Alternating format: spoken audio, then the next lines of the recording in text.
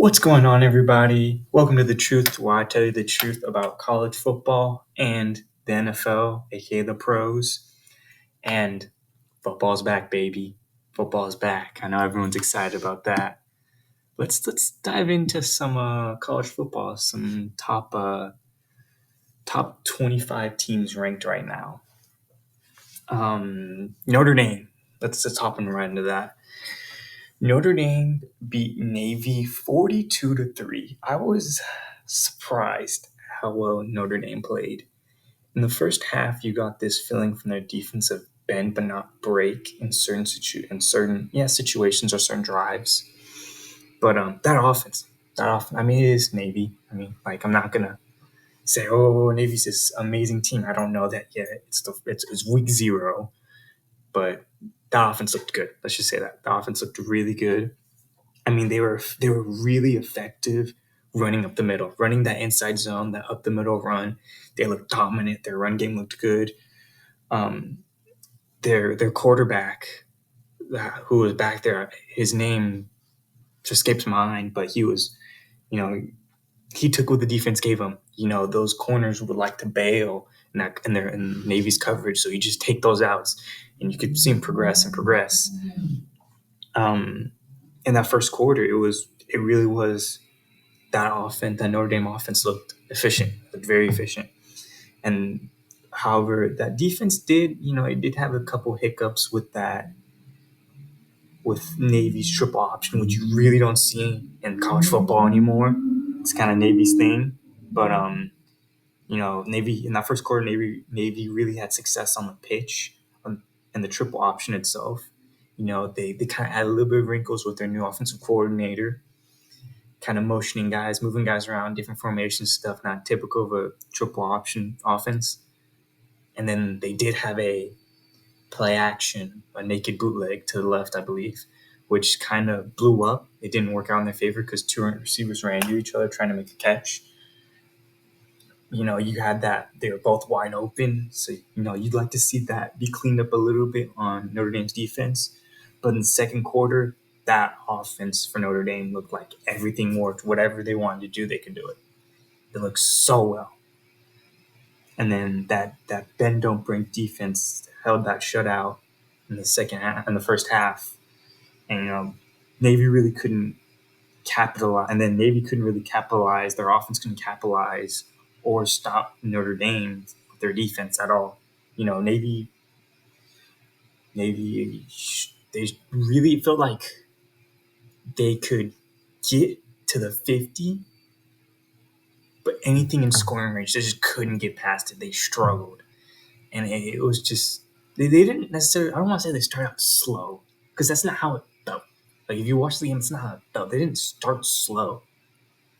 It just felt like getting into opposing territory and continuing on, they really struggled. And you want to see that built upon. You want to see that Navy offense expand, because with that triple option, that could be a really fun offense to watch. However, in the second half, Notre Dame just beat the brakes. They beat the brakes off of Navy's team. Like, I call it a team, but they just got dismantled. And you see those 3 points that happened on like the last drive, just some throw up points. They kicked the field goal for some throw up points. But I mean, they got beat bad in that second half. Notre Dame looked amazing. But it is like, I don't want to overhype anybody. It is week 0. This is first week. It's good to see a projected top 25 team do well and succeed.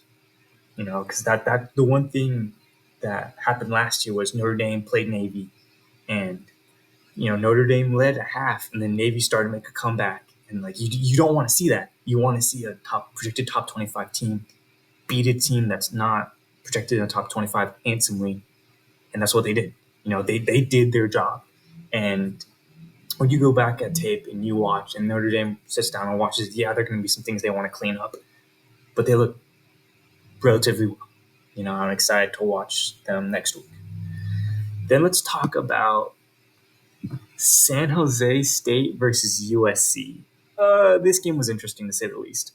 So if we look at a couple drives, like that San Jose State offensive line just got battered by USC's defensive line. I mean, it felt like sometimes they couldn't have no holes to run. The blitz was just killing their quarterback. I believe his name is Corrado, something similar on that lines. I know I'm butchering it. I apologize, but San Jose State, San Jose State, just their offensive line, they really need to do some work on it. Last year was bad, and this year it doesn't. It looks a little better, but it doesn't look at the level it should be to compete.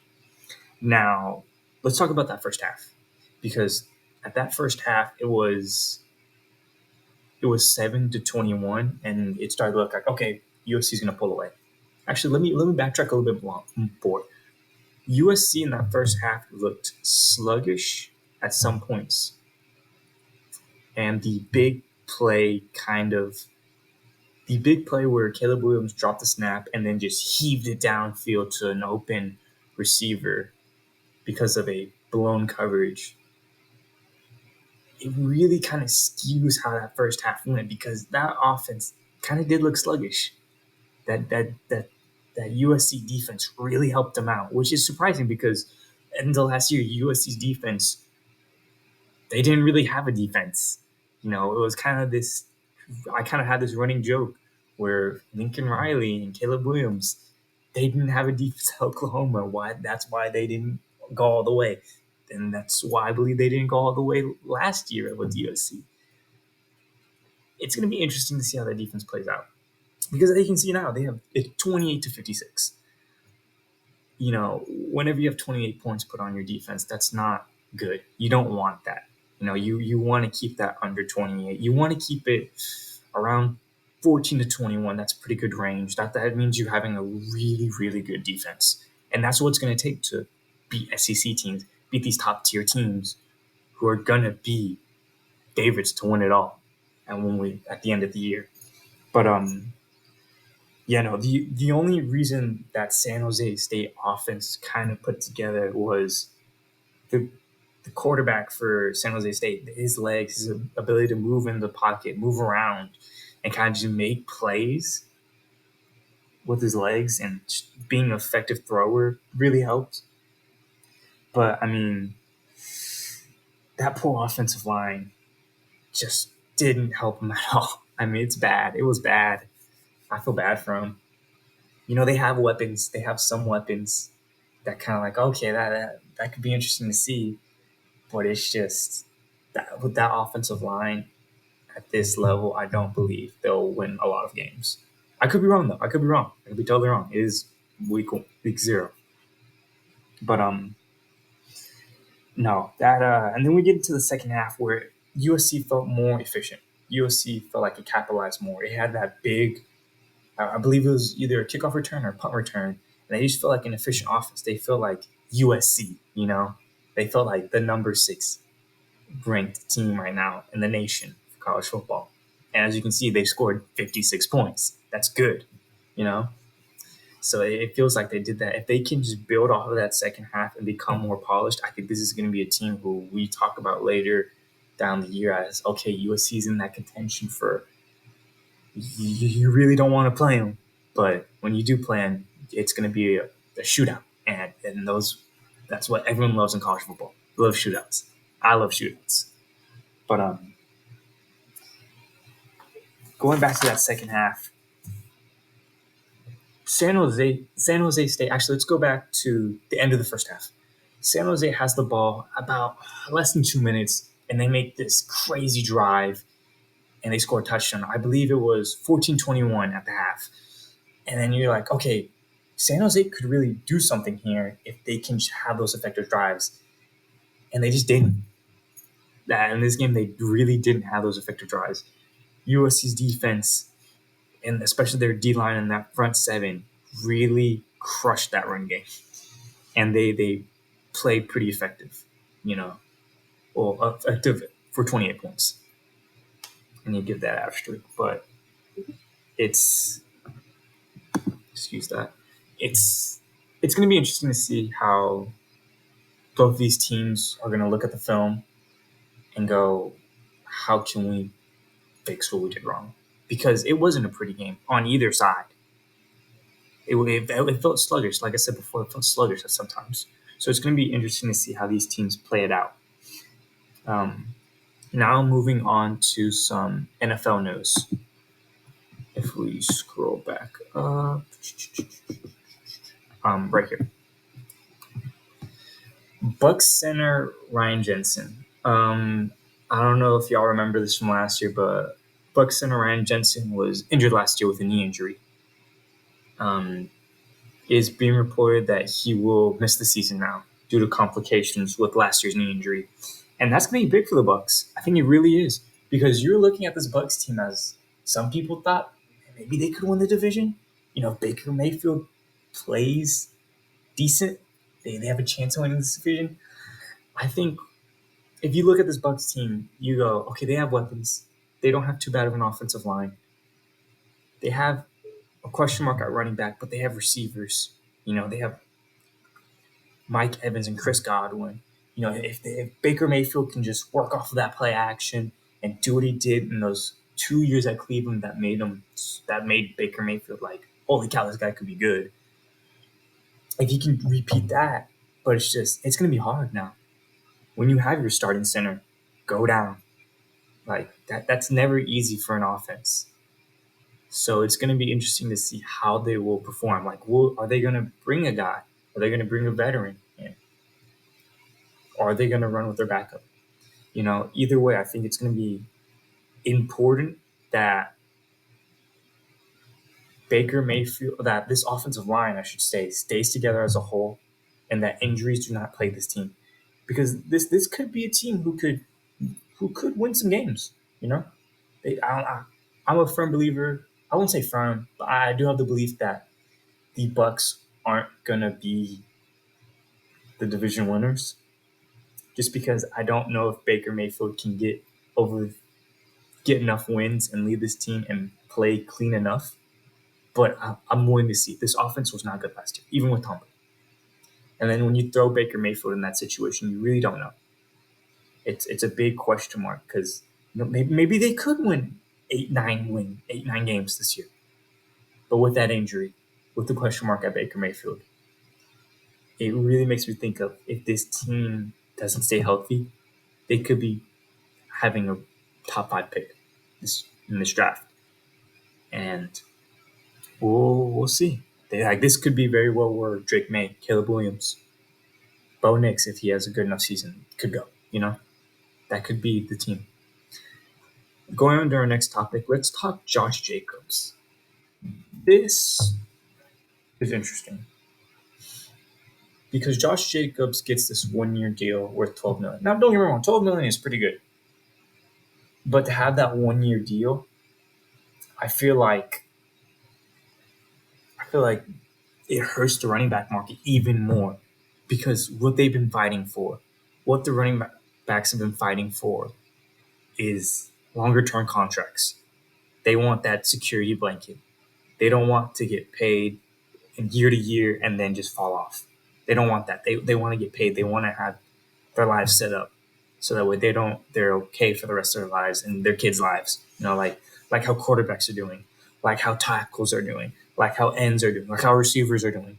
They want that security. But here's the thing with the running back market. And so I forget who said this, who made this point. I was watching a video on YouTube, and I feel terrible for forgetting it. But they made a very good point. Running backs, the running back market, it's not running backs who are getting devalued. And we should really think about how this is phrased. Running backs as a whole aren't being devalued. You have a lot of running backs being taken in the first round. This draft, we had 2 running backs taken in the first round. You know, you have running backs taken really highly. It's just the fact that after those 4 years, when we see those carries take on them, when they've taken that enormous beating, then we start to see them fall off. And that's what we should really phrase in the running back markets. Running backs as a whole aren't devalued, but running backs after their rookie contracts are devalued. And if we phrase it that way, I feel like we should give a better picture to people who don't necessarily how should I phrase this? Who are just kind of hearing that from the national meeting of, oh, running backs are just valued this and that. And it's not necessarily true, because running backs are still valued very highly in the NFL. You need a good running game. If you don't have a good offensive line, a good running back, you're not gonna have a good team. You know, like you're not gonna compete for the playoffs. Like you don't have to have a top running back, but you have to have a good run game. You have to have a good pass game. You look at the teams who have won the Super Bowl. Brady, what they had? They had a good run game. They had a good pass game. They had a good offensive line. They had a good team. You know, um, the 49ers who made it who continuously make it to the playoffs and to the championships. And when they did make it to the Super Bowl, they had great run games. They valued their running backs. But it's not the fact that we don't undervalue running backs. It's the fact that teams don't value running backs after their rookie year. And I feel like if we utilize running backs better and use it by committee, we can make these more talented running backs last longer. I feel like that's one of the reasons why Alvin Kamara, Nick Chubb, running backs like those, they're still talked about today, is because they split carries with Kareem Hunt and Latavius Murray and Mark Ingram. They split carries with these guys, and they're still who they are today. Well, Kamara a little less. He kind of fell off a little bit just because New Orleans did lose that second running back. But Nick Chubb, he's still going. He's still cruising. He's still doing his thing. You know. But I feel like if we as a community, as a NFL community, if we learn how to utilize running backs better and to take their bodies into account for more things, we can have these successful running backs. We can have these running backs who are big deals again, and to continue to pay running backs more. Keep their value up higher, because you saw with Zeke, when Zeke was that bell cow for those first couple of years, he looked good. He got that big contract, but his body, they just fed him so much, his body just got battered, and he just couldn't keep up. And it's sad because it does feel like they were used. And then that Zach Zeke contract really hurt the running back market. But he deserved it. I mean, he played so well. He might have gotten overpaid, but he deserved to get paid in the end. But going to our last topic, which is a very controversial one, to say the least. It's Trey Lance. I believe it was yesterday. Trey Lance got traded to the Dallas Cowboys. What's being reported right now is that the trade was a 4th-round pick for Trey Lance. Straight trade. I don't believe there are no more players or another pick swapped. I don't believe. I'll have to check. But I believe this is what it is right now. For the 49ers, it makes sense. You draft this guy. You spend a lot of high picks on him for a quarterback who you believe is going to be your franchise. And then he gets injured. And then he gets injured again. And then you have Brock Purdy come in and just ball out. This Mr. Irrelevant. The last pick in the draft balls out. And then you're like, well, you think, okay, going into the offseason, he got hurt, but going into the offseason, okay, let's have a quarterback battle. See who can come on top. Is it Trey Lance? Is it Brock Purdy? And then they sign Sam Darnold and add him into the quarterback battle. And then, as we continued through camp and to here we are today, we have Brock Purdy announced as a starter. And then Sam Darnold, controversially enough between 49ers fans, announced as the backup QB. And then you sit here saying, well, where does that leave Trey Lance? You spend 3 first-round picks on him. And Trey Lance ends up being out of the picture and gets traded. The Cowboys, to me, are a team who I believed could try to win the Super Bowl now and then go all in the year after. I don't know if that's going to be their intention now. Because when you trade for Trey Lance, don't get me wrong, you do trade a fourth round pick from. But when you trade for Trey Lance, it doesn't move the needle. It doesn't move the needle saying, oh, yeah, we're going all in with Dak. You do help out that defense. You do get Dak another receiver. But I feel like this is more of an insurance pick for your future than it is to win now. Because you don't pick up a quarterback and say, oh yeah, he's gonna back us up, he's gonna do well. And we don't know that. We only have a couple actual games with Trey Lance as quarterback. And then I believe it was Cooper Rush, played pretty fairly well for Cowboys last year. So to sit here and say that Trey Lance is definitely just going to be their backup and that's where they have him, I feel like I'd be lying to y'all. I feel like Trey Lance is a potential insurance that if this year isn't good and Trey Lance shows promise, that they might move on from Dak. And that's kind of the feeling I had was this could be Dak's last year. And that kind of fueled it a little bit more.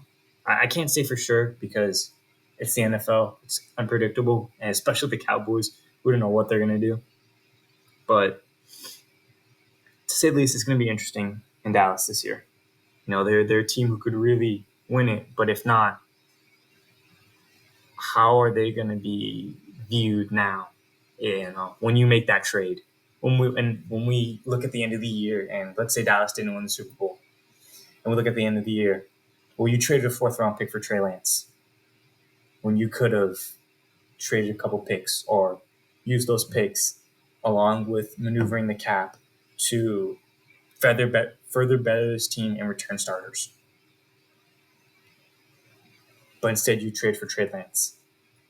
That really paints the picture right now of Dak's not the future. Like Trey Lance could potentially be it, or we could go in the draft, or pick up one in free agency. But it's going to be interesting to say the least. But thank you all for listening. Tell me what I should talk about next, who I should talk about next, who I should do film studies on, what teams you'd like me to cover. But thanks for watching, and that was